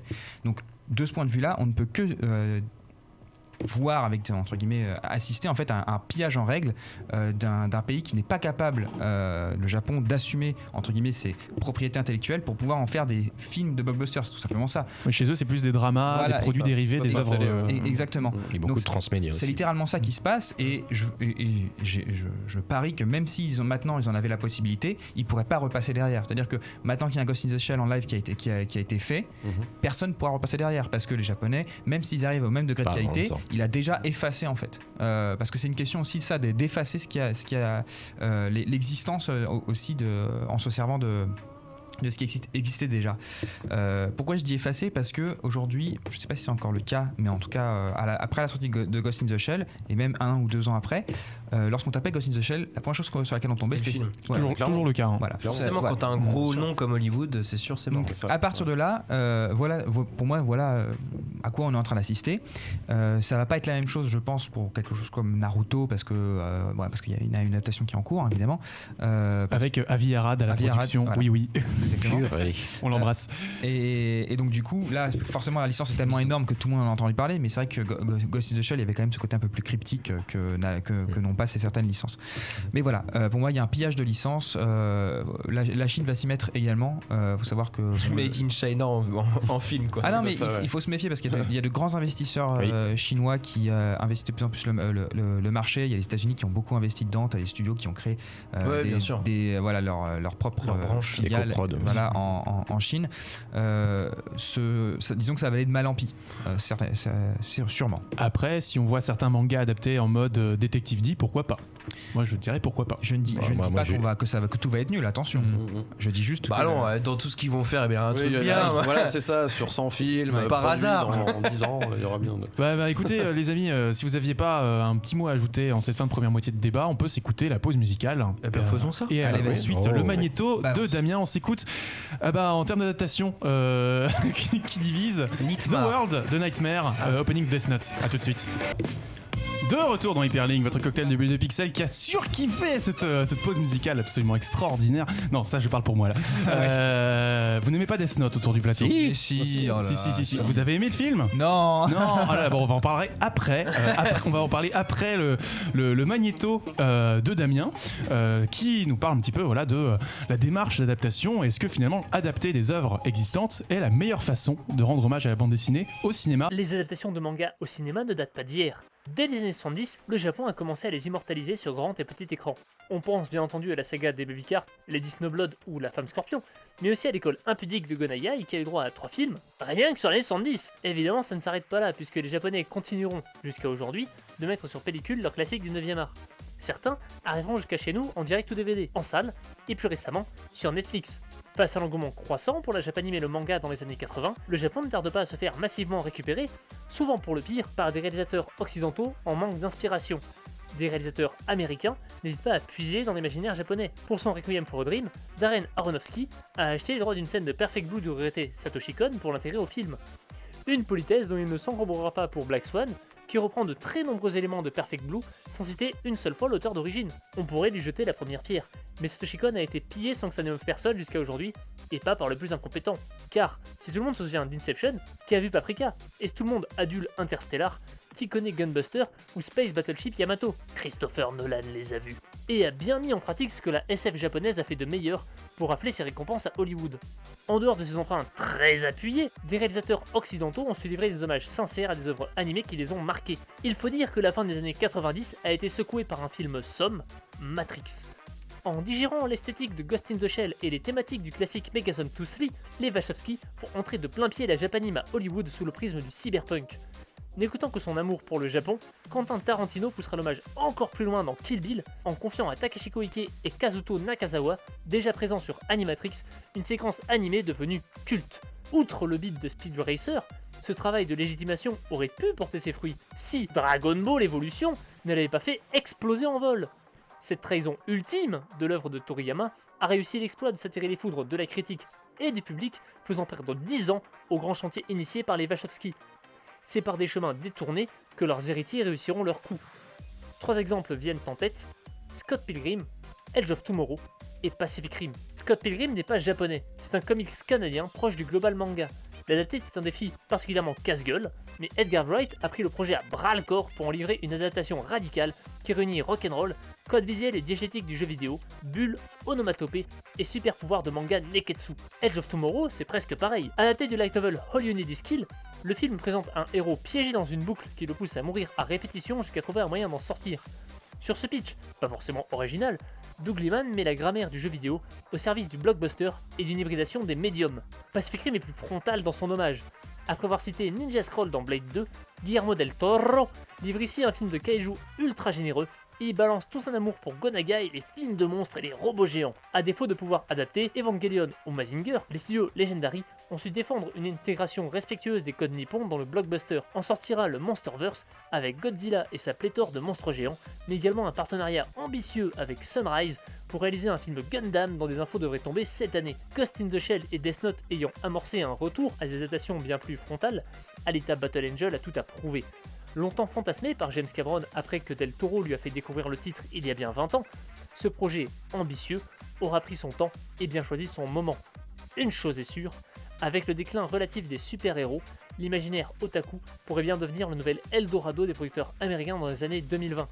Les projets se multiplient, le public est réceptif, le marché est identifié et Hollywood semble bien décidé à le faire fructifier, au risque de plonger dans un orientalisme frénétique. Mais on remercie Damien pour la qualité de cet édito, ma foi. Très complet. On l'a compris, l'intégration. Oui, effectivement, il l'aime à Guillermo. Guillermo, on l'aime ici. On l'aime, on l'adore. C'est dur de pas l'aimer. Voilà, on lui a consacré une émission avec Fabien Moreau que vous pouvez écouter. Tant d'amour. Voilà, très belle émission. Au passage, j'en profite. Du coup, les questions qu'a posées Damien dans son édito me semblent servir de bonne piste pour lancer cette deuxième moitié. Est-ce que voilà, l'adaptation frontale est la meilleure façon d'intégrer les codes de la BD au cinéma? Oh. C'est large. Ouais, c'est très lourd à expliquer. Ça va dépendre en fait de ce que tu adaptes, parce qu'il parlait de Naruto et tout ça, de tous ces Neketsu fleuves. Effectivement, si tu adaptes frontalement, ça a du mal à marcher. Et tu parlais tout à l'heure de choc des cultures, il y a aussi ça. Si tu mets les deux ensemble, c'est vrai que c'est assez difficile d'adapter, ou alors tu vas pas forcément adapter en film mais en série. C'est un peu ce qu'ils pensent avec One Piece. One Piece, par exemple, et Cowboy Bebop aussi. Voilà. C'est vrai que c'est un des plus gros problèmes de pouvoir adapter toute une œuvre dans ce que tu disais, dans 2 heures. Alors soit tu fais un film ultra long à la Seigneur des Anneaux avec plus de 3 heures et tu peux t'en faire plusieurs, comme une trilogie par exemple. Soit effectivement tu restes sur un format de série qui est le format de base et qui peut être plutôt une bonne solution. Mais pour Alors prendre oui et non. Vas-y Stéphane. Parce que quand on voit l'exemple de Scott Pilgrim, c'est quand même 6 tomes. Oui. Alors évidemment, il n'y en a pas plus dans l'œuvre de. Mais ça fait que 6. Oui, mais c'est pas des petits tomes quand même. C'est pas des petits tomes, mais Voilà, voilà, c'est très dense. et de raconter l'histoire de tous les ex un par un qui chapitrent le film en fait. Il a même changé les combats pour être sûr que ce soit plus fluide dans le. Voilà, c'est ça. Et chacun sont abordés différemment et il arrive à faire ça en quoi 1h30, 1h40, un peu plus. 50, Des fois, c'est un petit peu en forceps, mais ça rentre quand même. Ouais. Après, c'est particulier parce que l'œuvre, grâce justement à tous les ex, elle est rythmée et du coup, tu peux venir piocher tout ça dans chacun des. Oui, c'était possible avec cette voilà, œuvre-là. alors que par exemple, un Naruto, qu'est-ce que tu vas prendre? Il y a tellement de choses parce qu'il faut réussir à tout dire, mais en faisant des choses, tu vois. Et on te pardonnerait pas de dévier de la storyline officielle du manga. C'est ça en plus. Oui. C'est que derrière, tu t'attires les foudres de tout le monde. Alors, c'est ce qu'il faudra. Je pense la question de la frontalité est importante parce que est-ce qu'on doit adapter ce qui est parfaitement entre guillemets à la ligne près. Pour moi, par exemple, une adaptation de Naruto, l'humour fait partie intégrante entre guillemets de l'univers, du personnage. Mais je suis convaincu que la seule façon d'adapter correctement Naruto, c'est d'en faire quelque chose de beaucoup plus sérieux, d'en faire quelque chose, voire d'essayer de lui donner en plus de son côté shonen un autre genre, entre guillemets film noir ou peu importe. Un truc plus quelque chose- seinen. Voilà, exactement. Pour brasser entre guillemets les cultures et effacer en fait le problème du choc des cultures. Mais justement, est-ce qu'ils peuvent pas en faire un film d'enquête sur uniquement l'arc où Mizuki pique le rouleau et faire Exactement. uniquement l'épisode 1 sur un seul film? peux, bien sûr. Pour moi, c'est ce genre de choses sur lesquelles il faudrait se travailler. Par exemple, moi, Cowboy Bebop, j'ai vraiment aucun espoir. Je sens que le film va massacrer la série. Non, oui, c'est une série. Oui. Pour le coup. Ah, c'est une série. C'est une série sur Netflix. Alors la série va être massacrée. Ça ne change pas mon propos. Si tu veux les détails, elle était confiée à Christopher Yost, qui est le scénariste de Thor 2 et 3. Ah oui, d'accord. Donc c'est Voilà. terminé. Mais Plus d'espoir. Ah ouais. c'est vrai qu'il y a des choses. On parle de Naruto, mais t'as aussi des épisodes. Je sais plus comment ça s'appelle, c'est les épisodes entre Fillers. les épisodes, voilà les fillers, Filler, ouais. où ça va être juste limite des blagues et en fait regarder leur vie dans le village, tout ce qui se passe. Et en fait tout ça c'est important sans l'être et c'est quelque chose que tu vas forcément vouloir éviter de mettre dans ton adaptation puisque ça prend du temps qui est inutile, mais en fait ça fait partie intégrante de l'œuvre et c'est vrai que comme tu disais en fait si tu réadaptes pas le propos principal du film, du coup là, Naruto qui est l'humour et ça fait partie très intégrante de l'humour Et le parcours du personnage. Ouais, c'est ça. Parce que c'est aussi ça. Mais t'as raison, c'est-à-dire que en fait, le genre, c'est l'animation n'étant pas un genre en soi, c'est une façon de développer un thème. Voilà. C'est un procédé cinématographique. Ou là, en l'occurrence, c'est voilà. Non mais et puis même à la base, est-ce qu'on part du principe que parce que c'est des shonen neketsu, il faut les traiter d'une certaine manière, ou alors est-ce qu'on va pas plutôt traiter des thèmes justement? Est-ce qu'on va pas plutôt traiter des personnages en particulier? C'est ça. Et du coup, alors, est-ce que toutes les adaptations sont obligées d'être des blockbusters? Là, Alita l'était et ça marche. En tout cas pour moi plutôt bien le traiter de cette manière, mais est-ce que tout peut se faire comme ça? Est-ce que justement tout n'a pas vocation en série ou pas, mais en tout cas on n'est pas obligé de faire du blockbuster à chaque fois, même avec des grosses IP comme tu disais. Mais Jonathan, je vais te suivre et je vais te dire, mais je veux un film sobre. Moi, j'ai besoin d'avoir des films sobres. Il y a un moment où il faut dire on est grand, on n'a pas besoin d'avoir tout le temps des explosions partout. Je vois dans le chat. Pour le coup, c'est Avi Arad qui s'en occupe, donc Oui, c'est mort. C'est pas mal, Mais, c'est déjà ça. mais Naruto, j'ai vu dans le chat Naruto par Takeshi Kitano, Mafuba. Oui, j'ai envie de dire oui, mais Non, pourquoi pas? Ouais, ça pourrait être rigolo. Ouais. Oui, parce qu'il y a Mais Kitano n'est pas américain. Mais Kitano n'est pas américain, c'est vrai. Mais vous voyez ce que je veux Il dire? pourra jamais le faire, le problème. Il sera jamais américain. pourrait jamais le faire. Imaginez sous forme de documentaire ou cinéma direct, ça pourrait être vraiment très drôle. Il y a des choses à tenter et je pense que le plus on s'éloignera dans le genre original de l'œuvre, le mieux on s'en sortira C'est tous. ça. C'est très important. Pour prendre, vas-y. Non, mais c'est parce qu'en fait, c'est un médium, voilà, il y a des règles et c'est très ancré en fait dans ton médium de base. Et du coup, pour en ressortir, si tu fais une adaptation frontale, voilà, on y va, on met juste ça à l'image, mais ça va, il y a aucun intérêt à faire ça. En fait. Comme dans le biopic. aucun intérêt. Et tout le monde va faire la comparaison entre les mêmes choses parce que le problème c'est ce qu'on disait tout à l'heure, ils veulent remettre des choses, des moments clés des mangas, des animés dans les films. Donc au bout d'un moment, c'est toujours moins bien. Et en plus, plus tu prendras des petites choses, moins ça sera comparable à l'œuvre originale et plus ça aura d'intérêt et plus tu pourras mettre ta patte en tant que réalisateur. On a beaucoup parlé d'Hollywood sur toute l'émission et je pense on peut pas la finir sans poser la question que je vais poser, c'est Sans doute. quelle place occupe la France dans tout ça? J'ai cru que tu voulais parler d'Hollywood. Non, mais c'est-à-dire que si vous voulez, on a quand même en actualité un film qui s'appelle Nicky Larson, dont on a abondamment parlé la semaine dernière dans l'émission consacrée à Dorothée, mais qui a sa place dans cette émission-là aussi, parce que c'est une adaptation d'un dessin animé qui est lui-même adapté d'un manga, dont la VF n'est pas forcément la même que la VO. Bref, c'est toute une étude, ça se télescope à tous les niveaux, c'est adapté, mais c'est pas la première adaptation de manga en France. On a eu Crying Freeman dans les années 90 avec Christophe Gans qui a fait qui a tenté d'opérer une grande synthèse de plein d'influences là-dessus. Voilà, comment ça se fait que la France, qui est un pays qui est premier consommateur de manga au monde en dehors du Japon, ne se soit pas emparé du flambeau pour tenter quelque chose? Ils ont senti l'embrouille. Non, mais après en France, on a un style très particulier aussi de cinéma. Hein. C'est surtout qu'on fait pas tellement confiance, comme je disais, aux adaptations de SF, de fantasy, monde de l'imaginaire en général, et que c'est très difficile dans ces cas-là d'essayer de fonder un projet de manga qui, alors, ont en plus des codes culturels, même dans ça. quelque chose qui serait assez terre à terre, des codes culturels qui sont pas les mêmes, et il y a toujours le problème de, alors je vais pas dire de chauvinisme, mais là c'est dans la tête des producteurs, je pense, de dire mais à qui ça va parler. C'est ça.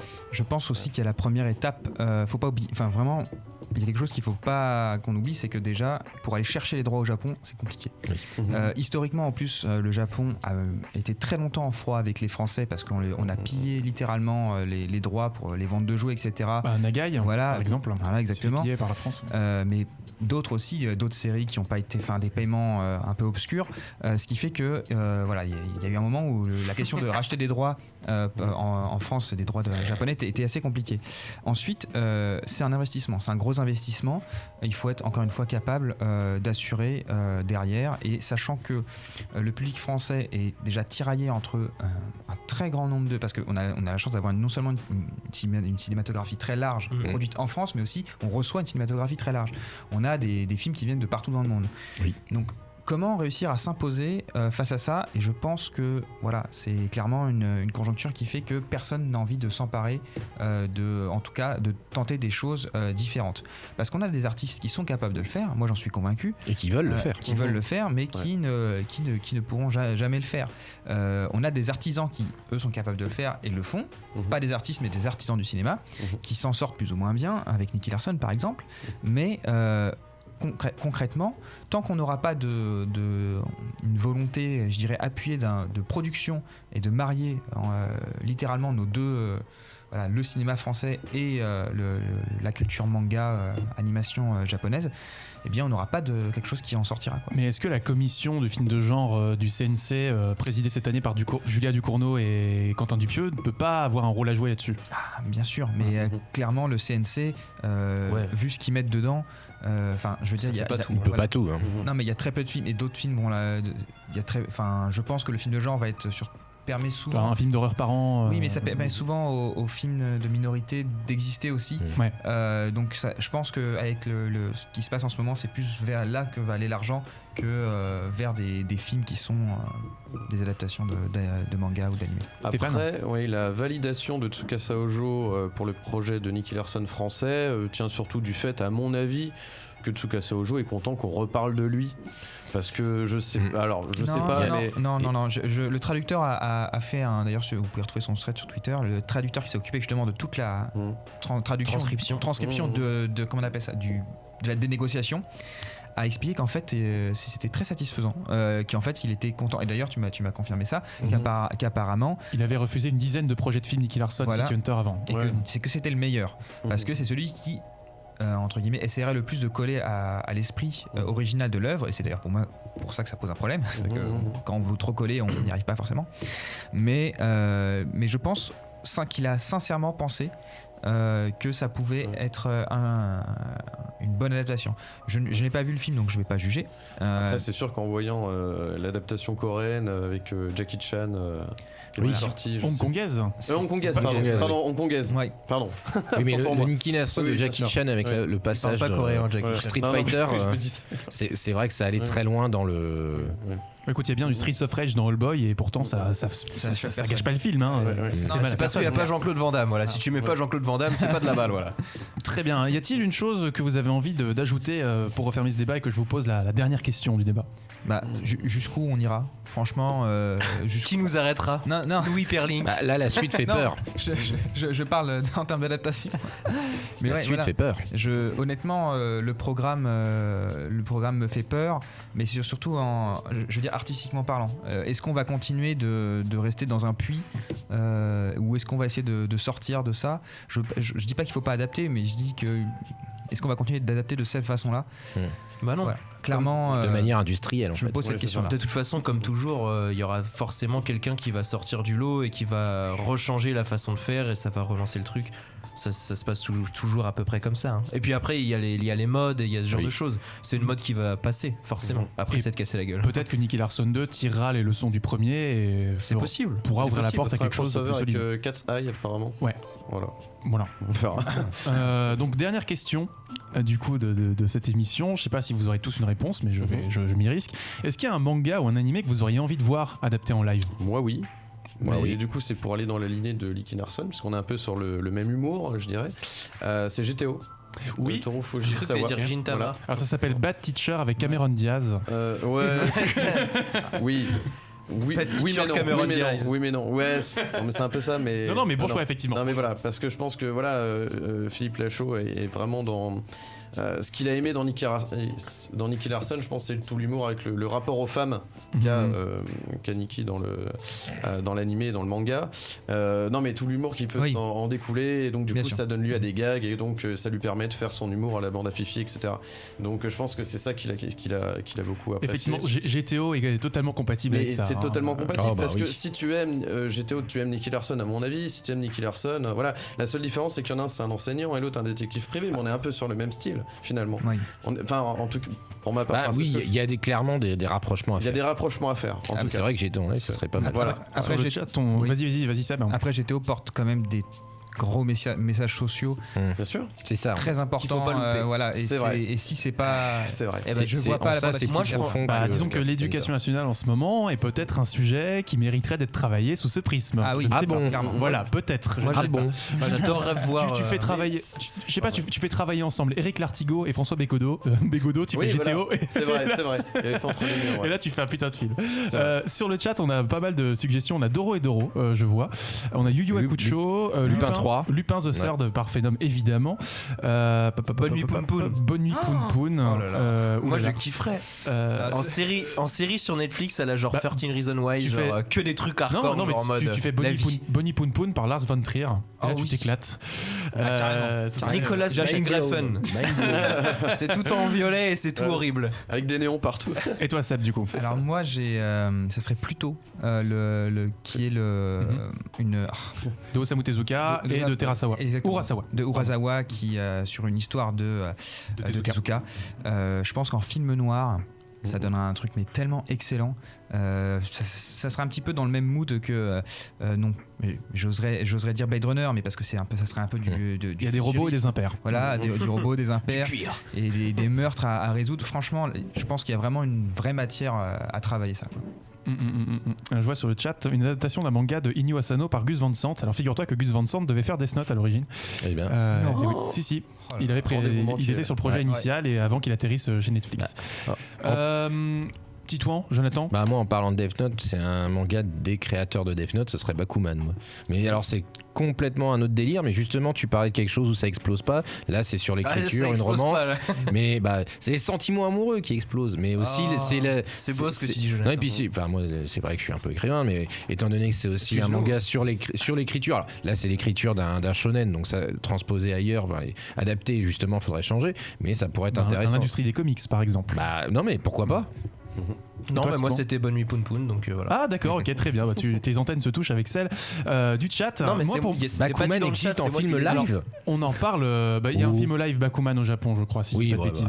Un drama. Donc, en ce qui me concerne, je dirais, on en a parlé hors antenne, mais Trigun, Trigun en mode néo-western, steampunk complètement dingue. Tu files ça à George Miller avec Ryan Gosling.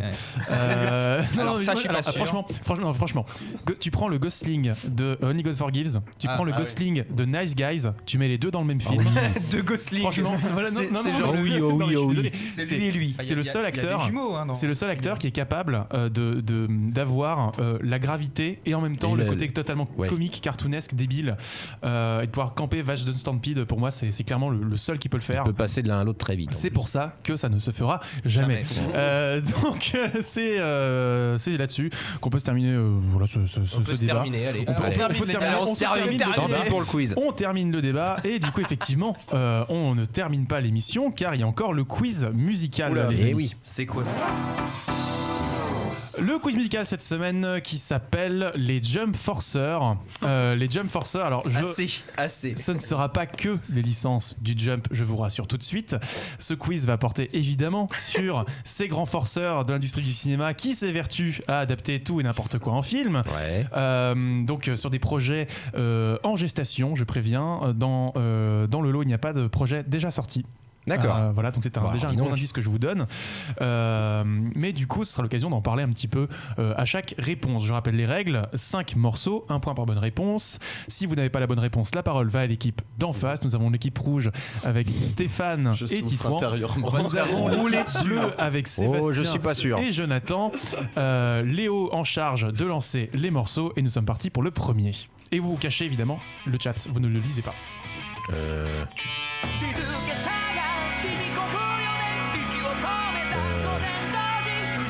Je sais pas, japonais.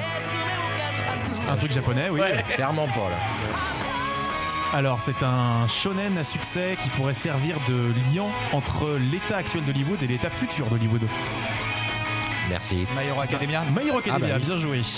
Effectivement, c'est peut-être l'adaptation qui a le plus de chances de trouver son public aux États-Unis. Mais c'est voilà. des trucs qui n'ont pas été faits encore aussi. C'est ce que j'ai dit, ce sont des projets en gestation. Ah, Voilà, c'est pour ça il faut. Oui, donc là, réfléchir. il a pris le morceau de l'anime. Et voilà, j'ai pris l'opening de My Hero Academia. Voilà, si vous avez cliqué un jour sur les sites de streaming Lego, vous savez que c'est ce générique-là qui se joue à chaque épisode. Pornograffiti, le morceau s'intitule The Day, tout simplement. Oui, voilà, un j'ai très joli nom de groupe. Groupe génial à qui on doit également le générique de Fullmetal Alchemist. Le tout premier, Voilà, tout à fait. Gros bisous à eux. 1-0 pour l'équipe bleue, deuxième morceau. Katzai. Non, la parole à l'équipe rouge. bah, c'est un truc aussi vieux, je pense. Je l'ai. T'as eu la réponse dans le morceau. Tu me dis Ashita no Joe. Ce n'est pas Ashita no Joe. Gundam. C'est Gundam, bien joué. J'ai entendu Mobile Suit Gundam. Il y a un Bah, truc au début qui Moeagare Gandamu. Oui, Voilà, il fallait Gandamu. écouter. Gundam, les gars. Gandamu. parti trop vite. Voilà, tout à fait. Donc Gundam, projet dont on saura sans doute davantage à Japan Expo, étant donné que Tomino fait le déplacement. Donc à mon avis, on va voir le trailer sur scène, c'est obligé. Donc projet en gestation chez Legendary. Du coup, comme l'a rappelé Damien dans son édito, on n'a pas encore le réalisateur. Moi, je table sur Gareth Edwards qui a fait Rogue One. Ça, ce serait cool. Et Godzilla. Donc à mon avis, c'est le meilleur candidat pour faire des gens qui courent Avec au le milieu de gros robots gigantisme, et c'est la guerre. gigantisme. Ouais. Voilà, le gigantisme, c'est son délire. Donc Rogue One étant peut-être la meilleure note d'intention pour adapter Gundam, je ne sais pas. Voilà. C'est mon avis. Tu n'as pas l'air convaincu, Sébastien. Non, mais non, si, allez, on Bon, continue. on Sans continue. transition. C'est donc 2-0 pour l'équipe bleue. C'est parti pour le troisième morceau. Alors, j'allais. Ça me dit quelque chose. Donkey Kong Country. Non, c'est pas mal, Donkey Kong franchement. Country. Je l'ai, mais c'est étonnant. J'arrive plus à me souvenir. Parole à l'équipe Akira. Non, mais Akira, c'était une d'accord. blague. Akira. Oui, non, c'est là, ça y est, j'ai reconnu. C'est avec Christopher Nolan qui s'en occupe. C'est le thème. Alors non, ce n'est plus Christopher Nolan. Alors Christopher Nolan est peut-être à la production, j'ai pas suivi, mais c'est pas lui qui réalise. Ok. Initialement, le projet devait être effectivement un film de George Miller dans le début des années 2000. Finalement, il est passé entre les mains de Justin Lin de Fast and Furious. Et au final, il est atterri chez Nolan qui voulait en faire une trilogie. Ouais. Et finalement, c'est Taika Waititi qui est oui, c'est pressenti, réalisateur de Thor Ragnarok et de What We Do in the Shadows, pressenti pour faire le film. Un casting, un choix audacieux. On va dire ça comme ça. 3-0 pour l'équipe bleue, mais ça n'arrête pas le jeu. On a encore 2 morceaux, vous pouvez vous refaire. Quel jeu. Ouais. Vous avez Faudrait déjà qu'il y ait des adversaires pour jouer, les gars. Merci, Équipe rouge, je vous regarde. C'est parti pour le 4e morceau. Ah, ça c'est. Bah, c'est Naruto. C'est Naruto. Ouais, c'est un- Bravo, c'est Naruto. J'ai fait exprès de ne pas prendre l'ending le plus connu, mais c'est effectivement le 2e ending, Harmonia, chanté par Rizem. Voilà. Heureusement que je les ai regardés sur TNT1 et que je pouvais pas passer la musique. Effectivement, Naruto. On embrasse Naruto. On embrasse Naruto. On embrasse très fort. Et on embrasse Sakura Ino qui dansait sur les côtés de l'image. Je sais pas si vous vous souvenez de Oui, cet c'est vrai, ending. oui. Avec à la fin, elle demande à Sasuke de se retourner et finalement c'est Naruto qui se retourne et ils sont là en mode oh non, Oh et tout. non. On voulait que ce soit Sasuke. Ending super choupi, super mignon. 3-1. Oh pour l'équipe. bim, t'as vu Phenom, je l'ai trouvé, celui-là tu le clavais pas, hein. Alors. Et j'ai dit qu'on regardait pas le chat. Oh là là. Bah, Bon. ça va, c'est la fin. C'est la fin. Nous avons donc 3-1. C'est parti pour le dernier morceau. Attaque des Titans. Attaque des Titans. T'avais dit quoi? Shingeki no Kyojin. Très bien. Oui, c'est ça. L'attaque des Kyojin ou Shingeki no Titan. Très bien. Eh ben merci Steph. Ouais, bah non, mais moi je connaissais l'attaque des gnocchis, mais ça n'a rien à voir. L'attaque des gnocchis géants. Je connaissais l'attaque des... Les pastas. Je connaissais l'attaque des clones, moi. Donc c'est sur ce score de 4-1 que c'est terminé. Je dirais ce point d'étape sur les projets en cours à Hollywood. Vous voyez, on arrive à faire le débat et le quiz en même temps. C'est extraordinaire. Fin du quiz. Attends, c'est bien fait défoncer cette semaine. C'est l'heure des recommandations. En avez-vous? Vous m'avez dans l'équipe alors. Bon. Titouan, tu fais malin, c'est toi ta recommandation. Allez, hop. Goblin Slayer. Voilà. Ok. Ma foi. Pourquoi? Bah parce que en fait j'aime beaucoup la façon dont ça traite un genre Le manga, déjà beaucoup revu, qui est genre les guildes. Ah c'est marrant, ça va être facile l'aventure, et dès le début voilà les gens vont dire ah mais c'est tellement hardcore. Oui mais en fait le but c'est que je pense en fait c'est bien foutu dans le sens où ça te montre que c'est pas rose en fait dans ce genre d'univers, et effectivement les gobelins, qui sont des créatures dont d'habitude on s'en fout, sont en fait archi hardcore, et ça te montre l'autre côté des shonen en fait aseptisés, et effectivement c'est très hardcore, mais il y a quand même je trouve des bonnes choses, et voilà, à passer le côté hardcore et ce n'est pas débile. Alors on rappelle quand même, c'est pour un public très averti, malgré le graphisme assez fédérateur, le contenu l'est beaucoup moins. Voilà, je tiens juste à prévenir ça, parce qu'effectivement, voilà, des fois que vous le verriez traîner à la Fnac, ne l'achetez pas pour votre gamin. C'est ça que je veux dire. Ah oui. Non, Voilà, c'est pas recommandé. Je sais pas s'il y a un blister. Ah, bonne question. Je pense que non. Je crois qu'il n'y a pas de blister. Je pense que tu peux le prendre, le choper à la Fnac et le lire. non, il y a pas de blister, parce que moi je les achète, donc je. C'est compliqué s'il n'y a pas de blister. Non, On va il y a faire pas des de photos blister. de chaque page avec Voilà. votre télé. Mais bon, donc, du coup, si le chat a la réponse. Sinon, il faut répondre au chat, parce qu'il disait que l'Attaque des Titans a un film qui est déjà sorti. Oui. Non, il est en gestation chez Warner Bros aussi. Oui, mais Chez nous. il y a eu les films Voilà, live. il y a eu les films live. Oui, non, Blablabla. mais voilà, effectivement. Bon, il y a des films live au Japon de plein de trucs. Oui. Voilà. On parle d'Hollywood, c'était le sujet de base de l'émission. Sébastien, ta recommandation? Bah, du coup, j'imagine que ça va être la tienne, parce que il est sur le plateau, donc je vais choisir autre chose. Non, mais non, vas-y, c'est pas la mienne justement. Ah bah, Jinro, voilà, la brigade des loups. Moi, c'est tout simplement enfin, je trouve que c'est un superbe film à mettre entre toutes les mains, si vous aimez un petit peu les films anti-guerre, si je peux. Antimilitariste. Antimilitariste. C'est juste pour moi une petite pépite auquel beaucoup de gens passent à côté, parce que c'est vrai que l'aspect est ultra cryptique pour le coup, mais c'est un très très très bon film. C'est effectivement une réécriture du Petit Chaperon Rouge appliquée aux répressions dans un cadre où le Japon aurait été colonisé par l'Allemagne nazie après la Seconde Guerre mondiale. Voilà, en gros, on recontextualise un petit peu. Ça plaira pas à tout le monde, mais c'est un film qui mérite d'être très original dans son exercice de style, effectivement, mariage, fiction et récit politique plus réaliste. Stéphane. Alors, si vous ne l'avez pas encore vu, je vous recommande donc Under the Silver Lake de David Robert Mitchell, qui est sorti l'année dernière. Oui. Dans la mesure où il questionne parfaitement bien le rapport qu'ont les geeks à la pop culture. Chose qui avait déjà été tentée dans Ready Player One et qui, à mon sens, c'est pas vraiment abordé finalement. Et du coup, bah voilà, tout simplement, à mon sens, le meilleur film de 2018. D'accord. Voilà, rien que ça. Rien que ça. Rien que ça. Il est sorti en Blu-ray, je crois. Oui, qu'on peut le trouver, je te le confirme. Très bien, on peut le trouver. J'espère qu'il a un joli steelbook. Jonathan.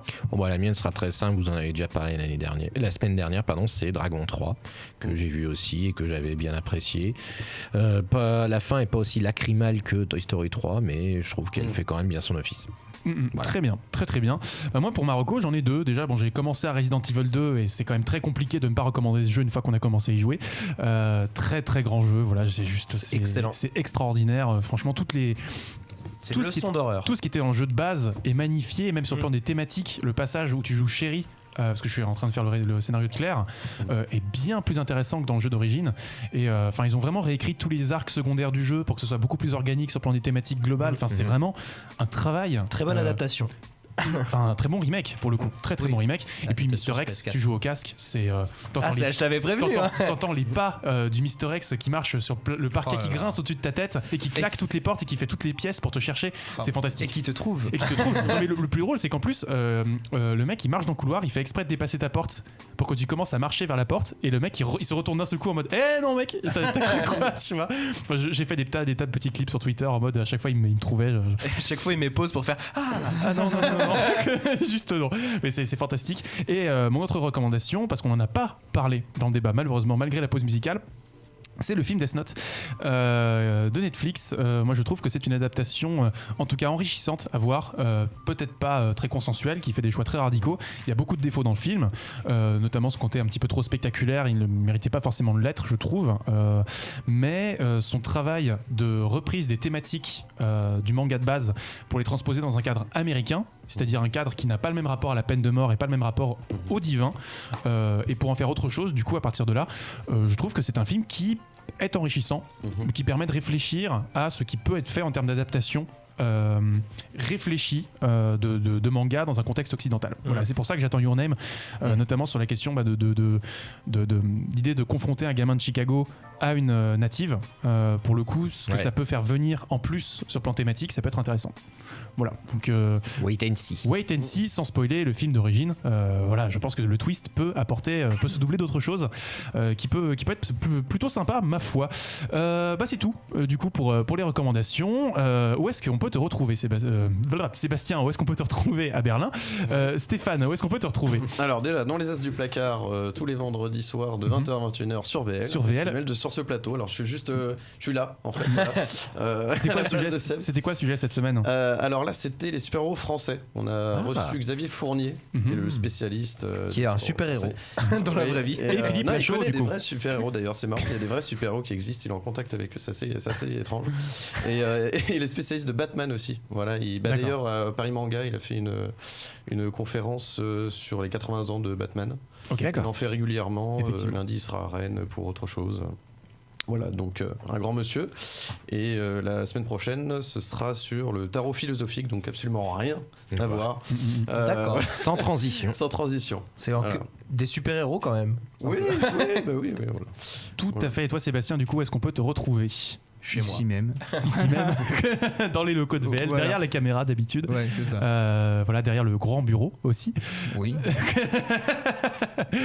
Et c'est très bien. Jonathan et Titouan, vous faites quoi Voilà, cette semaine? La même chose que tous les soirs, Minus. Tenter de conquérir le monde. Excellente réponse. Il Je avait pense tout qu'on prévu. peut se laisser là-dessus, comme le veut la phrase consacrée. C'est la fin des choux. Et c'est la fin de ce 84e numéro d'Hyperlink. On espère que ça vous a plu. Grand numéro, ma foi. Merci Sébastien, merci Stéphane d'avoir participé avec nous à ce grand débat.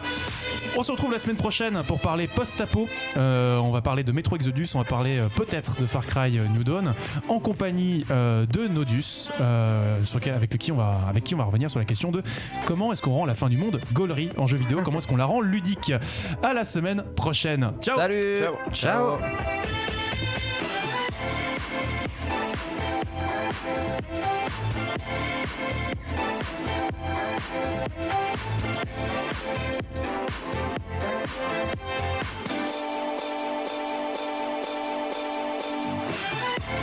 Jeux vidéo, BD, manga, séries et cinéma de genre. L'actu Pop & Geek, c'est dans Hyperlink. Votre cocktail de bulles et de pixels. Avec Karel et son équipe, tous les dimanches à 16h, en direct sur VL.